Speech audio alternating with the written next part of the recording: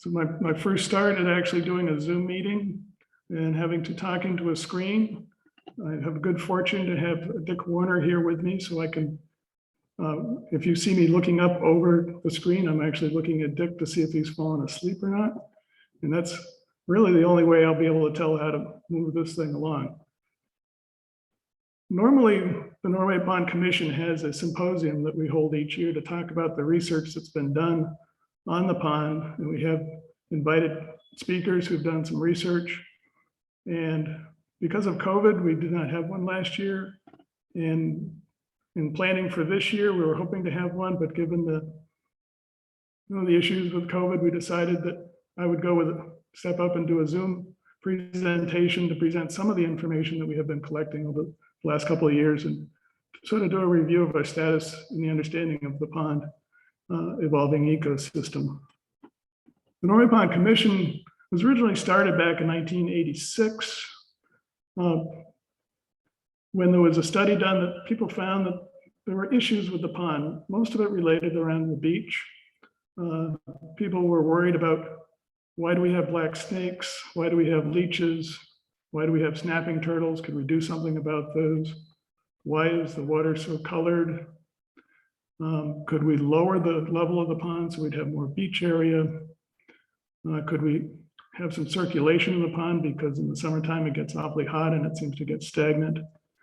And so those general questions were raised, and they tried a couple of solutions that didn't work out too well. But one of the things that they did do that was very good is that they went to the state of New Hampshire and they got involved in the VLAP program. And we've been monitoring water quality since 1996 with a little gap, but continuously since 2006. The purpose and the mission of the Norway Pond Commission is to advise the select board in town on matters pertaining to Norway Pond. But we reestablished this commission in 2017, but we felt before we could do anything, we needed to better understand the pond ecosystem. So currently how it operates, how it's historically functioned, and how it may evolve in the future. And studying natural systems is complex. So we need to take a look at both the journey of the pond through time, as well as what's happening today, to get an understanding of how we may be able to come up with best management practices. Most of you I see are from Hancock, so this is an overview of the pond. And see if I can maneuver this around it. Norway Pond is a very interesting pond. It was probably formed on the order of 13,000 to 14,000 years ago after the glacier left.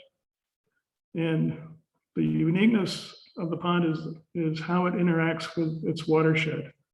The Moose Brook is the main stream that comes into the pond, but it doesn't quite come into the pond.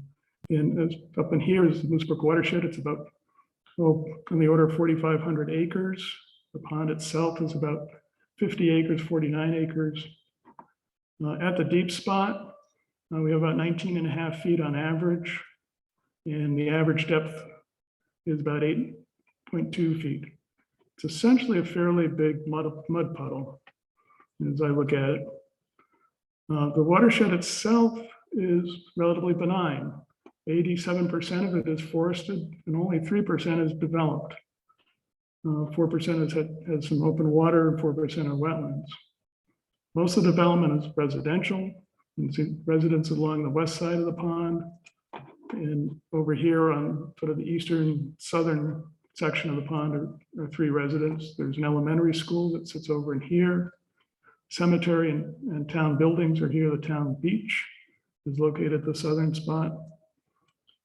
In terms of research, it's nice because we don't have a lot of hazardous things going on. In my business, when I retired from it, I wanted to get away from it. So this is a nice place to do some recreational research, because it's a relatively pristine piece of property. It's a relatively pristine watershed, the water's coming from. And so it's fun to try to figure out what is going on with the pond. Moose Brook comes in on the north side of this, in the east side of this peninsula. It then diverts quickly and then it outflows down around here. Landfill is down here. And there's a very marshy area, which is a delta that had been formed since the glaciers had passed left.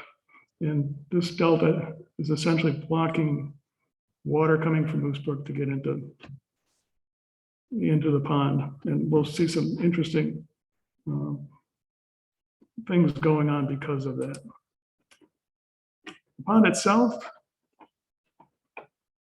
is one of the few ponds that doesn't have a man-made dam keeping the water level up. It actually has two beaver dams, one located down fairly close to where the campground is, and a second one, the minor one, that's about where Moose Brook comes into the outflow for Norway Pond.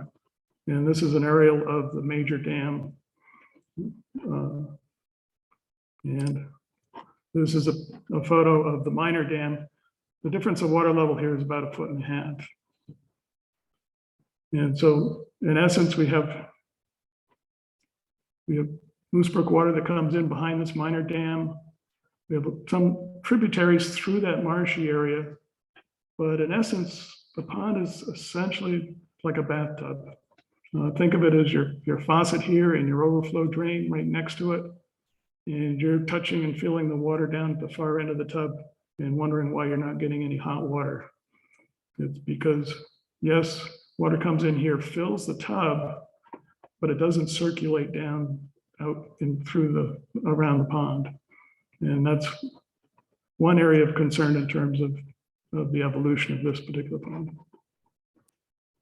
Ponds and lakes are classified based upon the various parameters that define how the quality of the lakes are. Usually oligotrophic is sort of the good guy on the block because it's got nice blue water, it's clear, doesn't have much muddy bottom at the bottom, so it's more sandy.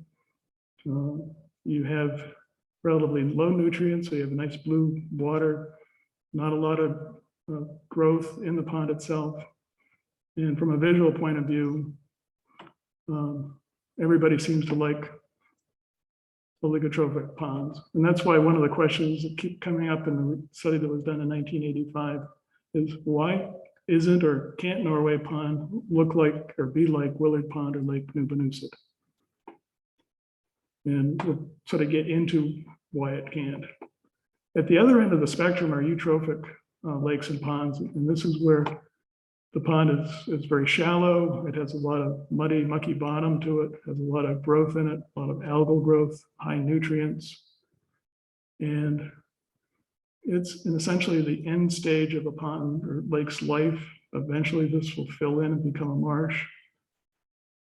And I like to always tell Dick is that just think in 5,000 to 6,000 years, you won't have to pay shorefront taxes.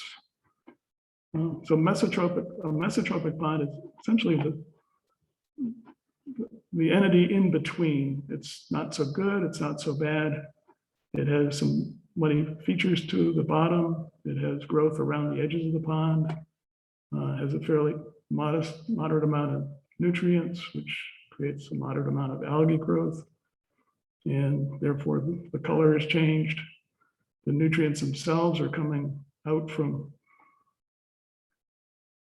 areas that are also bringing organic tannins, and that gives the color to the pond. The 4 basic parameters, or 5 basic parameters that are looked at to classify a lake. One is total phosphorus, which is your nutrient source. Chlorophyll A is your indicators of algal growth.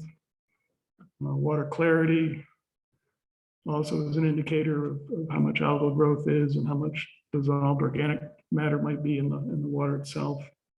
Dissolved oxygen, because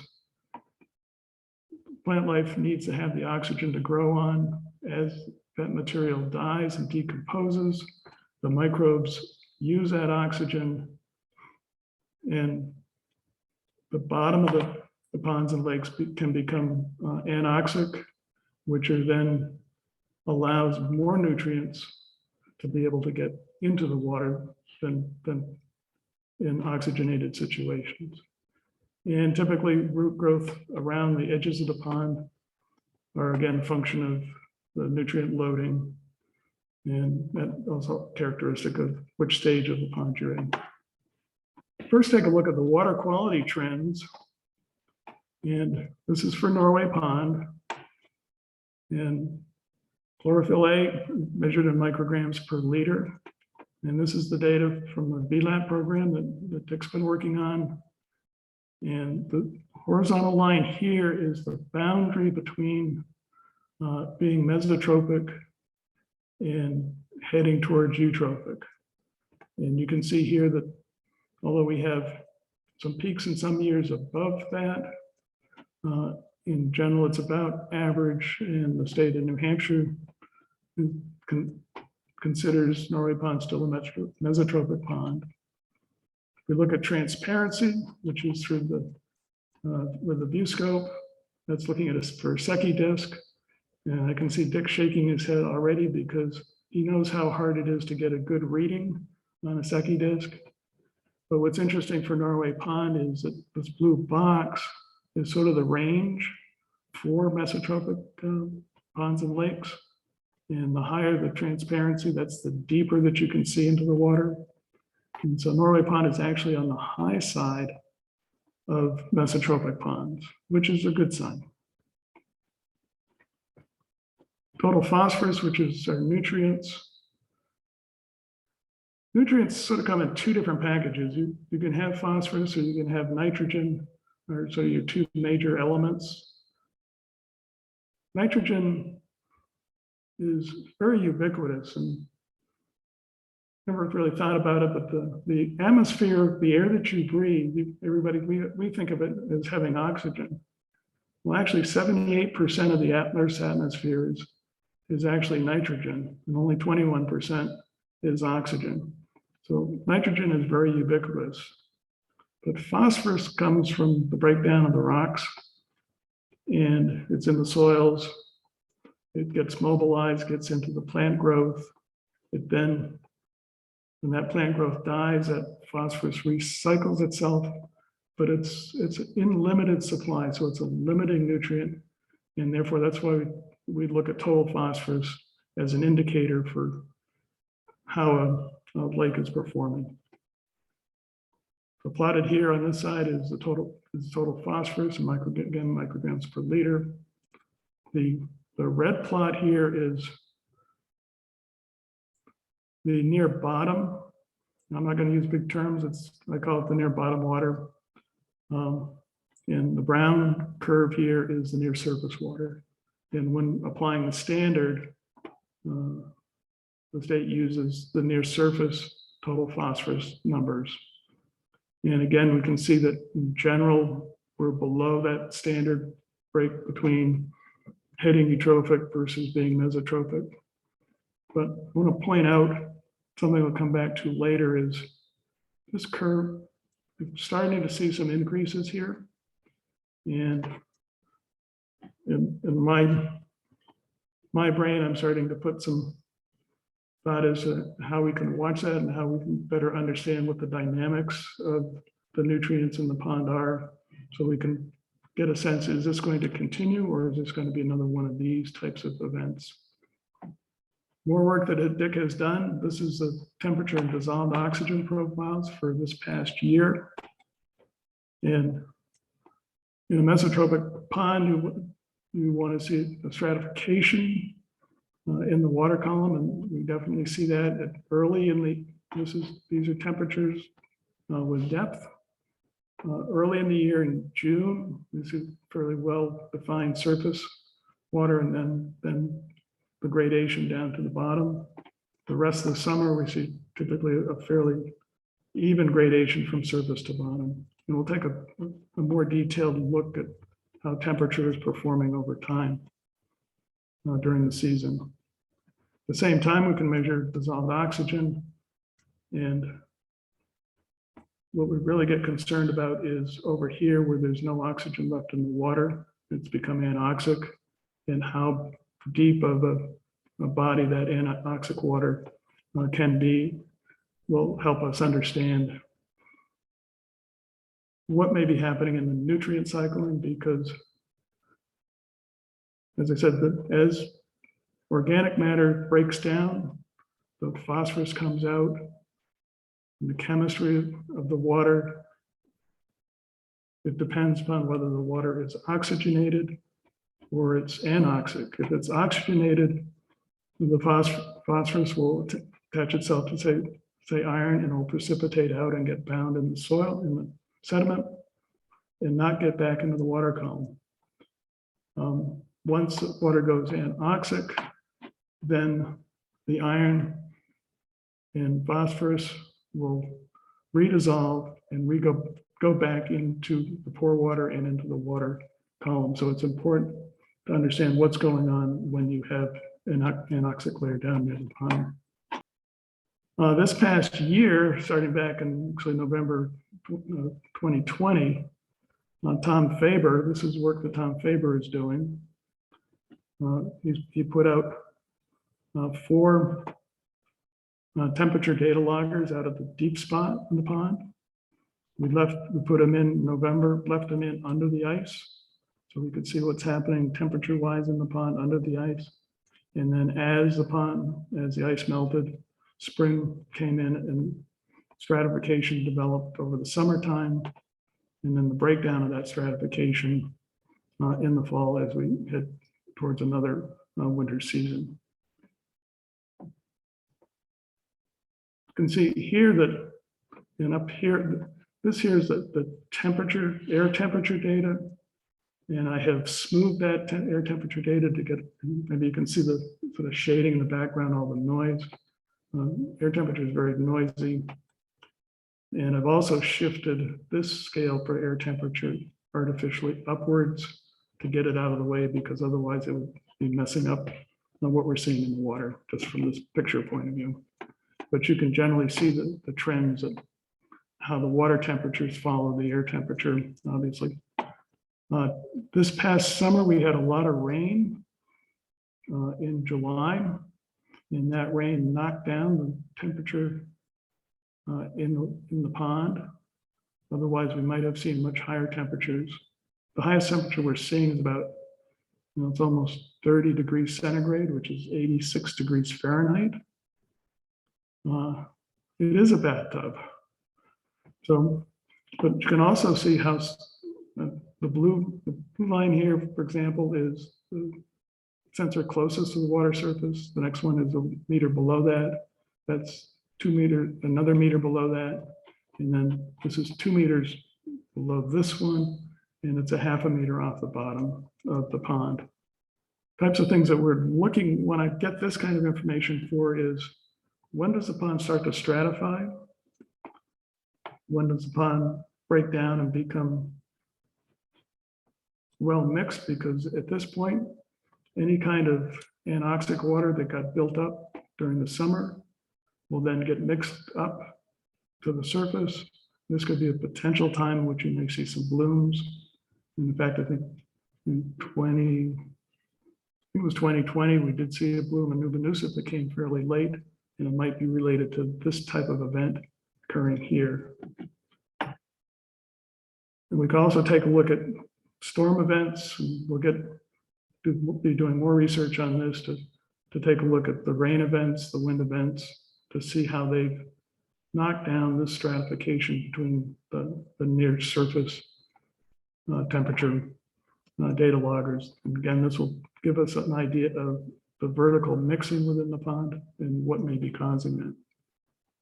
We've also measured the pond water level. We started this in 2019. Again, Tom Faber has been using data loggers to measure the water level in the pond.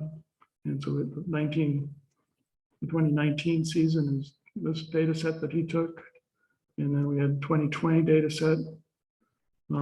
He's now working on the data set that would be corresponding to this temperature work. Haven't gotten that in yet. Right. And these data over here are part of our program with the University of North Carolina, in which we're making staff gauge measurements. What they're doing is using satellites to monitor the aerial extent of ponds, and they're doing this all over the world. And we're one we were the first one in New Hampshire to do this work. I think there are now 20 other sites in New Hampshire. Sarah, I know you're out there, was instrumental in getting all these sites up and running with them.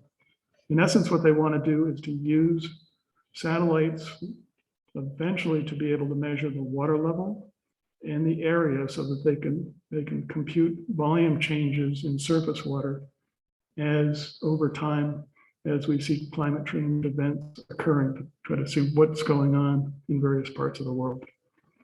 A very interesting program. So in a year or so, will be a validation site for them once they get the connection with the satellite to get actual water elevations. Right now, they're using our information plus their area information to calculate water volumes. Water volumes essentially changed. We sort of had two droughty years in 19 and 20. We're starting in general, starting to increase over time. But you can see what happens to the pond water when we don't have any rain. It can drop quite a bit. And over the summer, it tends to drop down. Again, this summer, because of all the rain we had in July, that drop down didn't occur. We actually had events that brought quite a bit of water in, relatively quite a bit of water into the pond. Just to back up, these are measurements in meters, and the zero line here is the reference line. This was the elevation when we did a bathymetric survey, so that we can then use the information from the bathymetric survey to calculate volume changes relative to the aerial information from that survey. So we're seeing about, from about minus 0.55, about a half a meter below the reference, to about 0.3 of a meter above the reference. So that's on the order of 2.5 feet of water surface change over time. And the sharp peaks will be corresponding to water events, rain events. And we've done some work on this comparing water level changes with stream flow in the Kentucky River. And the height of the pond level peaks about 24 hours after the peak at the Kentucky gauge in Peterborough.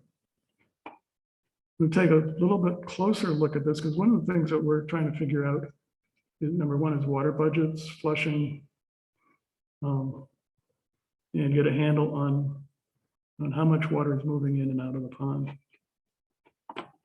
Hurricane Henri back in August 22, 25, this past summer, dropped 3.9 inches of rain. And it was relatively over the entire area. So I thought this would be a good example of trying to figure out the volume changes. And broke it down to total, this blue part of the pie is the total rainfall that fell on the watershed above the pond, about 470 million gallons. By knowing the change in the water height of the pond and the area over that change, we know what the volume change in the pond was. And it's broken into two pieces. One is rainfall falling directly on the pond, about 5 million gallons fell directly on the pond. And about 11.7 million gallons, or about 2.5% of this total rainfall discharged into the pond to make up the volume needed to raise the pond to the level that it did.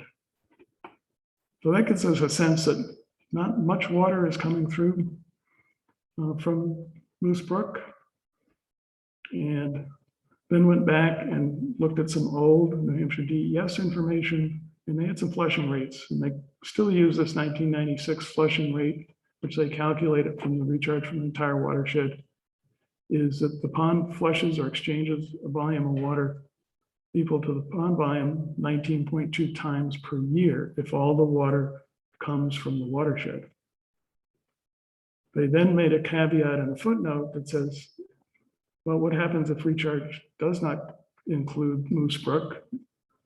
and you have a flushing rate of 0.4 times per year, where it takes 2.5 years for the pond water to flush. And we'll put calculation that comes out to a difference of 2.1%. So this seems to be similar to what we're seeing here, is that not much water gets into the pond from the major surface water body that is going past the pond, which is Moose Brook. This is a takeaway. We're seeing increasing trends in total phosphorus in both near surface and near bottom waters. We're seeing a well-developed anoxic layer near bottom in the near bottom waters. And we're seeing well-developed thermal stratification and a low flushing rate. All of this information strengthens our resolve that we have a mesotrophic pond to work with. I'm now going to take from the current and go to let's start looking at the past. And we can look at the past by looking at the sediments in the past. And since most of the water for the history of this pond has been bypassing the pond itself, most of the coarse textural material has been deposited in that sort of delta, that Holcine delta feature at the mouth of Moose Brook, and traps those coarse materials there.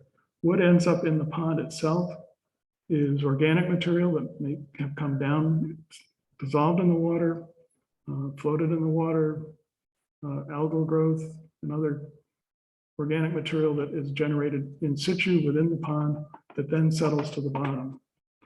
And it ends up with a sort of a mucky type texture near surface. As you go deeper, if anybody's ever seen a peat bog, it's very peat bog-like material.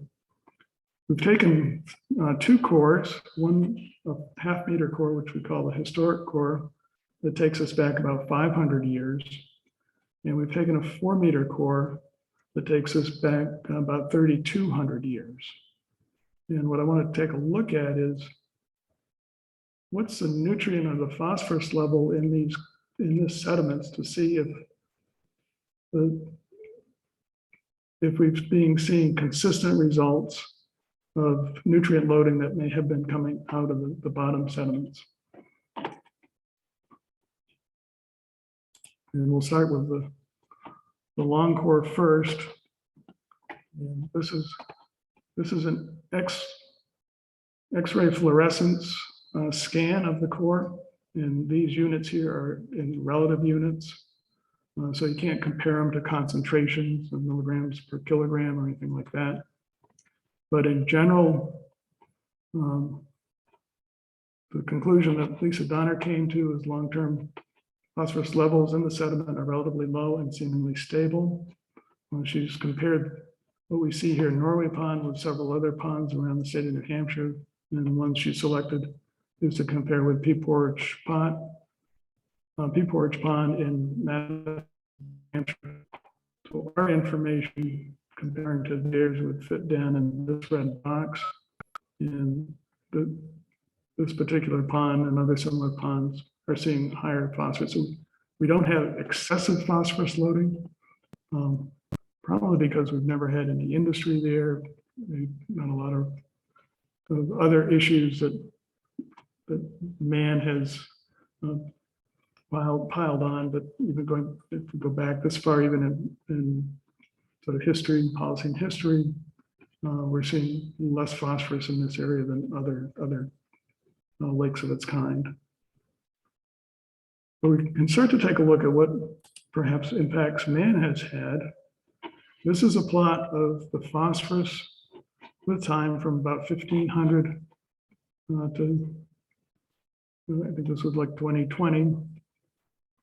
And the phosphorus concentration is this black curve here.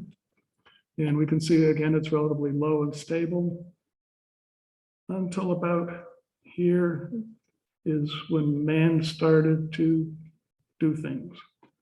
And I didn't show the picture, but I'll show it later, is that in 1876, The railroad was put through here and ran right up next to the pond and right through town. So we see a lot of influence of the railroad while it was operating in the pond sediments, and that's a whole nother story. But with respect to phosphorus, that's when we start to see an increase in phosphorus over this relatively stable low level. So there is some influences of man occurring here. We need to do more thinking about who's to blame and but right now all we want to do is show that we're seeing this, we're seeing things. We're also seeing something else interesting happen. The hurricane of 38 came through and did a major job on the forests in this area. And this red line here is the iron manganese ratio, and researchers use this ratio to try to get a sense of the bottom water oxygen levels, because depending upon what those levels are, that's how whether things precipitate and stay in the sediments or whether it's released from the sediments, so you don't see it in the sediments. And in essence, a trend like an upward trend indicates that there's a decrease in bottom water oxygen occurring. And we're seeing that coinciding with the increase in the amount of phosphorus in the sediment. Hurricane of 38, this ratio all of a sudden starts to head down, even though the phosphorus starts to continue. And why this is happening is of interest, again, because it might tell us what's going on with the nutrient dynamics within the pond itself. The scale of the problem was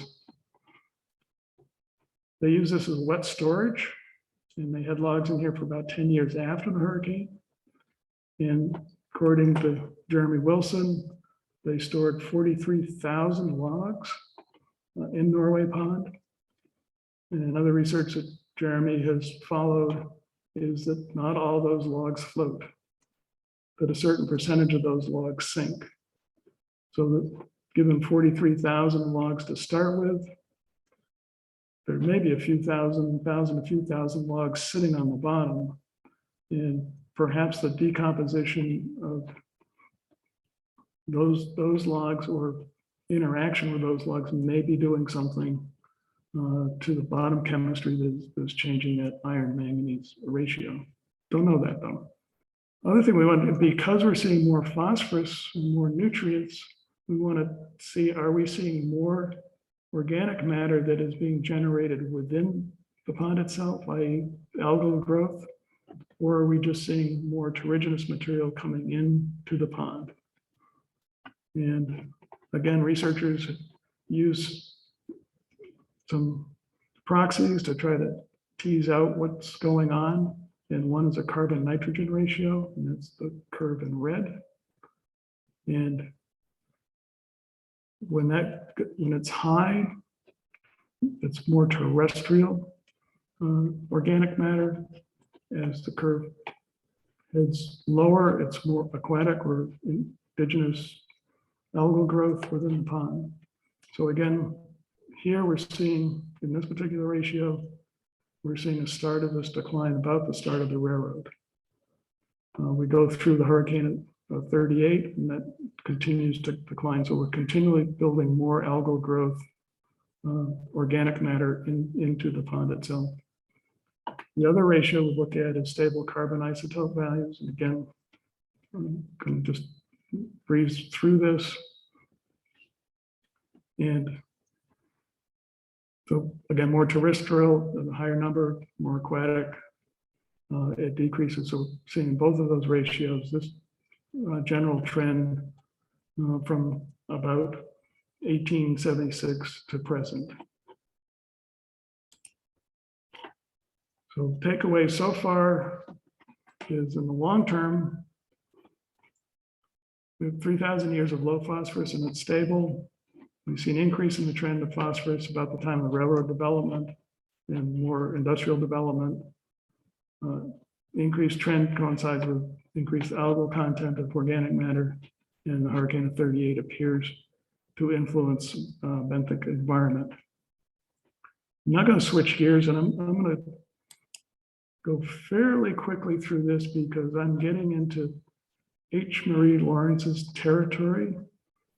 And I know, Marie, you're out there, a geologist. I'm not a biologist, so I don't want to pretend to tell everybody about what I don't know about, which you know an awful lot about, and hopefully you will give a talk someday on pond life in a similar setting. I thought it just, people can clear their heads a little bit. A slide of your diatoms, a slide of Daphnia, which is a zooplankton, which we see quite a bit of. A green algae, chlorophyta. And the focus I want to talk about is Anaveena, which is one of the cyanobacteria. Two aspects of this. This is about the extent of my knowledge. This is a typical life cycle of cyanobacteria. It tends to winter over as aconents. I don't know, I forget how to pronounce it, but little spores or whatever cases, and it sits and resides in the sediment until the sediment starts to warm up. While it's residing there, it takes up phosphorus from in the sediment itself, it builds it into it. It then comes to life at about 15 degrees C and corresponding spring light and gets into the water column. It tends to live through the water column through the summer months. It really likes the hot, warm, sunny time. Midsummer, it starts to then die off and go back to its resting place. So as it comes here, it's taking up phosphorus and nitrate. As it sits here, it's taking up phosphorus and nitrate. As it comes back down, it starts to give back that phosphorus and nitrate to the water column, and then ends up in the bottom where it rests again and starts accumulating phosphorus. This is the other piece of knowledge that I have to show that I know very little about biology, is cyanobacteria like to have a daily cycle. So at night, they like to be up near the water surface. As the day goes on, I might say they'd like it up here because they have ability to, they have vesicles that hold gas that allow them to become buoyant. And so they can migrate easily up through the water column because of these gas vesicles that they have associated with it. But as they're eating away and growing, those vesicles don't have enough buoyancy to keep them there, so they end up sinking down towards the bottom. Again, towards the end of the day, less light, and then at night they rebuild themselves and end up back up at the surface and tend to be close to the surface during the nighttime. And that's why lots of times if you see a cyanobacteria bloom, it's very commonly in the morning when the water is very still and there is no mixing of that going on. Get more back into my level. As we looked at the temperature data over time, there are certain temperatures that the cyanobacteria really like to have, and that's 25 degrees to 30 degree water. And so we see we have several event periods in which we could have potential blooms because of the high temperature. And the pond typically has over 10 micrograms per liter of total phosphorus, so that it has sufficient food to grow into a bloom. And this is where our cyanobacteria monitoring program, which we go out every 2 weeks to look for that, take measurements of what pigments are in the water, to try to see if we can predict when these blooms may be occurring. I want to switch gears here a little bit, and hopefully I can end up with some time for questions. Climate change is here. what we need to do is to watch for the effects of the climate change. We need to keep our eyes on the ball, the higher temperature highs, earlier spring stratification, more intense storms, more nutrient loading, increase in bottom anoxia, more cyanobacteria activity. We need to have programs that we can utilize to be able to monitor this type of information, to get a sense of how things are going through, how the pond is responding to changes in temperature, changes in storm loading, intense storms, those kind of things.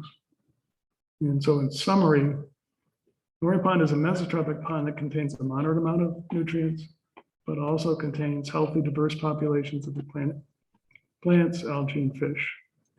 And anybody who has been out on a kayak and spent time on the pond will get that sense, is that we have a very nice little mesotrophic pond, and it's something that we really need to take care of. But how do we do that? And I've said all along, is that the key thing that we need to do is to provide educational opportunities for all generations of the community in learning how to sustain the health of the pond. And that's going to be most important. Actual physical best management practices are going to be few and far between. But if we understand how the pond is operating and what we can see, I think is going to be a key element in going forward.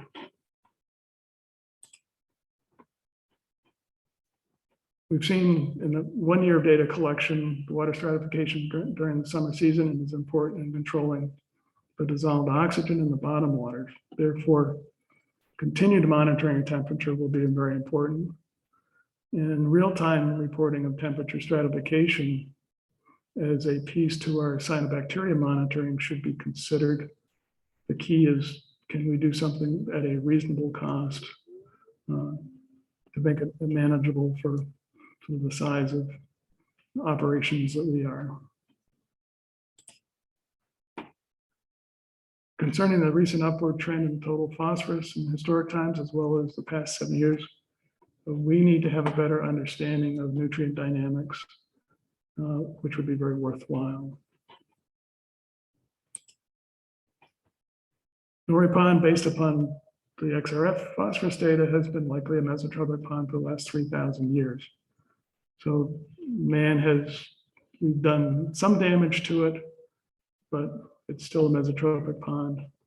And therefore, in terms of our research, we should continue working on the geochemistry, diatoms, and pollen records in the 4-meter core to better understand possible climatic trends, as we want to be able to take that information and look forward with it. Lewisburg watershed above the pond appears to provide a limited amount of recharge to the pond. The pond does respond to rainfall events, and therefore a continued monitoring along with a more comprehensive water budget study would be helpful in understanding the pond flushing rate and a factor in nutrient loading. Best management practices to consider, as I say, we're not looking for large engineering type practices, changes, but simple things that everybody can do. For example, if I look at Dick over here, replace lawn space near the pond with native plant species to encourage the pollinators and bird species to get more diversity in that area. That will also help in terms of taking some of the nutrients out of the system before it gets to the pond. Improve shading along the shoreline to cool the shallow waters as climate change generates higher temperatures and more extreme temperatures. The biggest impact will be where the water is the shallowest, and figuring out ways to keep that shade to cool it and also take up nutrients would be beneficial. Control stormwater runoff. We especially have an area around the beach area behind the horse barn, horse sheds over here. We have a couple of parking lot areas that drain into that area near the beach. We have a parking lot stuff that does drain down onto the beach during heavy events. And we should really be taking a look at how we can control that to minimize that kind of runoff. The whole start of this back in 1985 was because there was not enough beach area. And as the level of the pond, if that does tend to increase, or we have extreme events where it'll go up high and then come back down, and the beach is not used enough, perhaps there are areas that we could create a perch beach. I'm thinking more over in this area here that would allow to have an extra beach area, but not impact the pond shore. Probably one of the more important things, and I know the town is going to be doing a study in the coming year to take a look at all their septic systems to make sure that they're functioning properly. There's one in here by the post office. There's one in here by the horse barn, and that's important because that's one of the few places where we can try to minimize the amount of nutrients going into the groundwater, which then goes into the pond. Point where I can take any questions now, Karen. I have a batch of slides here that just sort of will continue. Let those go by, but just sort of features of the pond. Sure. Okay. Folks could add them to the chat. One just came in, so let me look. This is from Jim R. Gosh, I might butcher your last name if I try to say it, but Jim R. Wants to know if the pond's included in any research sharing efforts with the Global Lake Ecological Observatory Network, in which the Lake Sunapee Protective Association is also a participant. We haven't gotten that far yet. I don't know if the work that Lisa Donner is doing at Plymouth State has, some of the work she's doing is tied into those lakes or not. We are looking for research opportunities with universities, because I think we have an ideal field experimental station here for them to test out some of their theories, given the nature of the pond and the supporting information that we're getting. And I have been in touch with Cornell University, for example, and as to trying to get them involved. I know some contacts at Dartmouth, and perhaps they can get involved. We did do with Jim Haney an assessment back in 2018 that did a comprehensive ecological assessment about essentially one day at the deep spot. And we do have an undergraduate report that was prepared for that. Okay, a couple people are writing in, both Philip and Marie want to know if you can talk a little bit more about what a perched beach means. Well, a perch beach would be close to the shoreline, but it would not interact with the surface water of the pond. I could probably show a picture better than 1,000 words, but in essence, trying to create a beach space, but not have essentially the sand from the beach entering the pond environment and essentially overtaking the sort of the natural environment that's currently there. Hope that answers your question. Here we have a question from Helen Tam Simmons. Hi, Helen. We kind of know each other. Great to see you here. I know you're interested in this. And she has a question wants to know more about how the town of Hancock, you mentioned, is, quote, taking a look at septic systems. Since Helen's interested in cyanobacteria mitigation, since she lives near Island Pond and Highland Lake at Stoddard, she's sort of interested if you can talk more about what the septic checks look like and how those are done.